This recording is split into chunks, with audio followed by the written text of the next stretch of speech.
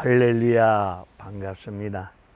종국성 TV 종국성 목사입니다. 저 뒤에 보이시는 저분은 변사또입니다. 변사또에게 주어진 권력을 가지고 춘향이 성폭행하려고 권력을 잘못 사용하였던 변사또에 관한 이야기 잘 알고 계시지요. 서울시장 이번 사건, 이번 문제를 접하면서 저는 성경 안에서 지도자란 무엇일까? 어떤 분이 지도자가 될 수 있을까? 지도자는 어떤 덕목을 갖춰야 될까? 이런저런 생각을 많이 해보았습니다. 박원순 서울시장의 안타까운 이 사건, 실망을 느끼면서 한편으론 분노도 끌어오릅니다. 주어진 권력을 가지고 주어진 위치에서 사회적 약자들을, 힘없는 자들을 잘 살피고 돌봐줘야 될 텐데, 주어진 위치에서 주어진 권력을 가지고 잘못 사용한 부분 앞에서 실망도 되면서 안타까운 생각도 들면서 인생은 참으로 끝이 좋아야 되겠구나. 지나간 세월 아무리 화려한 인생의 업적이 있어도, 화려한 이력서를 갖췄어도 인생은 끝이 좋아야 되겠구나 하는 생각을 해보았습니다. 사우랑도 끝이 잘못되어져서 같은 날 전쟁터에서 아들과 그의 아비 사우랑은 자기 칼에 자기가 죽는 비참한 최후를 겪고 말았습니다.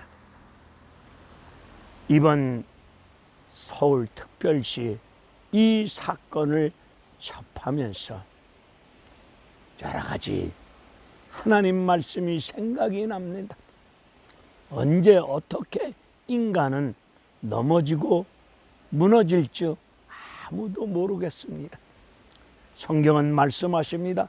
선줄로 생각하는 자 넘어질까 조심하라. 언제 어떻게 누가 돈 문제 앞에서, 여자 문제 앞에서 무너질 줄 누가 알겠습니까? 율법의 아버지라고 하는 사람이 율법을 연구하고 율법과 씨름하고 수양을 했습니다. 이만큼 내가 쉽게 얘기해서 돌을 닦았으니 어떤 말씀이라도 지킬 수 있겠노라. 하나님의 율법의 말씀을 지킬 수 있겠노라 다짐하면서 하산합니다. 내려가면서 어떠한 상황이 주어지더라도 죄를 짓지 아니하고 율법을 지키리라 다짐하고 내려가고 있습니다. 가고 있는데 저 앞에서 이쁜 여자가 다가옵니다. 이 율법의 아버지라고 하는 사람이 마음속으로 다가오는 여인을 보면서 죄짓지 말아야지, 죄짓지 말아야지, 율법의 말씀에 의욕을 품으면 이미 간음하였느니라 말씀하고 있사오니 여인이 다가올 때에 죄짓지 않겠노라고 다짐 맹세하였습니다. 그 여인이 이 율법의 아버지 옆을 스쳐 지나갑니다. 지나가는 그 순간 율법의 아버지라고 하는 사람이 눈동자가 그 여인을 향해서 눈동자가 돌아가고 말았습니다. 이미 마음으로 간음죄를 지었습니다. 그때 율법의 학자는 깨닫기를 내 힘으로, 내 다짐으로, 내 맹세로 되지 않는구나 깊이 깨달음을 가져보았다는 이야기가 있습니다. 갈라디아서 6장 1절과 2절의 말씀을 보면 만일 어떤 사람이 범죄한 사건, 범죄한 일이 드러나면은 신령한 너희들은, 즉 예수 믿는 우리들은 온유한 심령을 가지고 범죄가 드러난 사람을 바로 살 수 있도록 온유한 심령으로 바로 잡아주고, 그러는 가운데 속에서 너희들 자신을 살펴보라. 왜 우리의 자신을 살펴봐야 됩니까? 우리도 언제 어떻게 돈 문제, 여자 문제 앞에서 쓰러지고 무너질 줄 누가 알겠습니까? 그래서 우리 주님은 말씀하시기를, 누가 범죄한 사건이 드러나면은 너 자신을 살펴보아라 말씀하여 주셨습니다.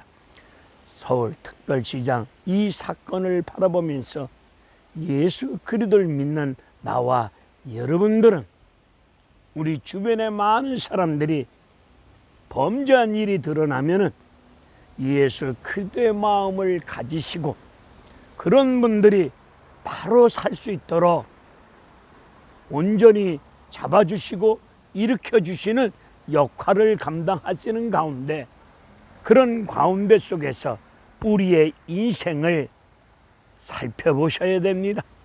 나는 어떻게 살아오고 있나, 어떻게 살고 있는가, 나 자신도 살피면서 나도 돈 문제 앞에서, 여자 문제 앞에서 어떻게 무너질 줄 모르니 우리는 선줄로 생각하는 자들은 뭐하라? 넘어질까 조심하여야 될 줄로 믿습니다. 성경 창세기 39장에 나오는 요셉이를 봅시다. 요셉이 보디발 집에 노예로 팔려 들어갔습니다. 그 집 아내가 날마다 하루도 빼놓지 아니하고 날마다 허연 허벅지 살을 드러내놓고 17살 피가 끓고 있는, 돌도 먹으면 소화해낼 수 있는 피 끓는 청년 요셉이를 유혹합니다. 육체적으로 유혹을 합니다. 이때 요셉이 하나님 앞에서, 하나님이 지금 나를 내려다보고 계실 텐데 내 어찌 하나님 앞에서 죄를 지을 수 있겠노라. 그 유혹을 뿌리치고 도망 나갑니다. 그런 유혹 앞에서 인간을, 그 자리를 벗어날 수 있는 길은 뿌리치고 도망가는 길, 그 자리를 피하는 길 외에는 방법이 없습니다. 죄에 앉으려고 뿌리쳤던 요셉이는 감옥에 갇히는 비참한 고통을 겪습니다. 다윗을 보십시다. 다윗은 옥상에서 내려다볼 때에 목욕하고 있는 여인을 쳐다보다가 음욕이 들어와서 밧세바 이 여인을 간통하고 맙니다. 그리고 그의 남편을, 자기의 죄가 드러날까봐 염려 속에 있던 다윗은 밧세바 남편을 전쟁터 최전방으로 내보냅니다. 전쟁터에서 싸우다가 자연스럽게 죽도록 만들기 위해서 전쟁터에 내보낸 다윗, 그의 남편은 전쟁터에서 죽습니다. 이 사건 아무도 모르는 줄 알고 있었겠지만은 하나님은 알고 계셨기에 나단 선지자를 통해서 다윗의 죄를 지적합니다. 이 다윗의 죄를 지적받은 다윗은 아얏소리 하지 못하고 침상을 띄울 정도로 눈물로 통에 자복 회개했습니다. 설령 여인을 범하는 죄를 지었을 때, 하나님으로부터 죄를 지적받았을 때, 범죄가 드러났을 때 다윗처럼 회개하는 역사가 임하여야 될 텐데 회개하지 아니하고 나 하나 죽으면 끝나겠지, 묻히겠지, 이런 어리석은 행동이 참으로 안타깝습니다. 우리 살면서 이런저런 죄를 지을 수밖에 없는 죄인입니다. 죄를 지적받았을 때에 우리 모두 변명하지 말고 딴소리하지 말고 하나님 앞에서 죄를 눈물로 자복하고 회개하는 이런 역사가 임하셔야 될 줄로 믿습니다. 근본 이런 사건들을 대하면서 이 세상은 답이 없구나, 죄가 뭔지도 모르고 죄를 밥 먹듯이 물 마시듯이 죄를 짓고 있으면서도 불구하고 죄를 깨닫지 못하고 있는, 감각이 없는 이런 아픈 시대 앞에 있습니다. 무도도, 도덕과 윤리가 없는 이런 시대에 살고 있습니다. 우리 대한민국 하나님의 은혜 가운데 먹고 살만한 시대가 되지 않았습니까? 인간들은 배부르고 등 따시고 돈 있고 시간이 남아도니까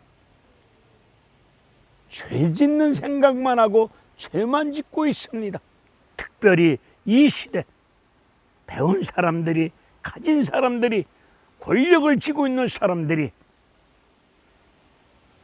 음란죄, 간음죄, 돈에 대한 죄, 이런저런 죄를 많이 짓고 있는 시대 앞에서 예수 믿는 나와 여러분들은 오늘 우리의 생활이 족한 은혜인 줄 아시고 예수 그리스도 마음을 품으시고 이 시대 앞에서 깨끗한 믿음의 삶을 살아갔으면 합니다. 성경적인 믿음의 삶을 살아갔으면 좋겠습니다.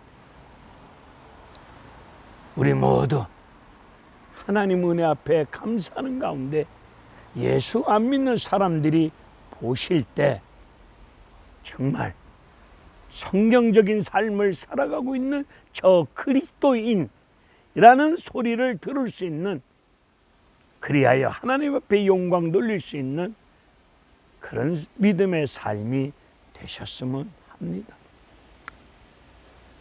이번 사건을 접하면서 참으로 생각이 많아졌습니다. 우리 모두 하나님 앞에서 깨끗한 삶이 되어질 수 있도록 늘 삶과 나 자신을 살피면서, 그리고 늘 말씀 앞에 순종할 수 있는 성령의 능력을 덧입어야 될 줄로 믿습니다. 우리의 맹세, 다짐 안 됩니다. 우리의 속사람이 성령 충만함으로 이 우리의 속사람이 강건해질 때에 시대 앞에서 깨끗한 믿음의 삶이 될 줄로 믿사오니 늘 신앙생활 중에 기도하시는 가운데 모두가 성령의 충만한 능력을 덧입어서 여러분의 심령이 성령의 능력에 힘입어서 강건한 가운데 속에서 어떤 유혹도 주님의 이름으로 믿음으로 물리치고 세상의 유혹을 믿음으로 이기고 물리치시고 항상 승리하여 영광 돌리는 여러분의 믿음의 삶이 되시기를 원합니다. 할렐루야, 감사합니다.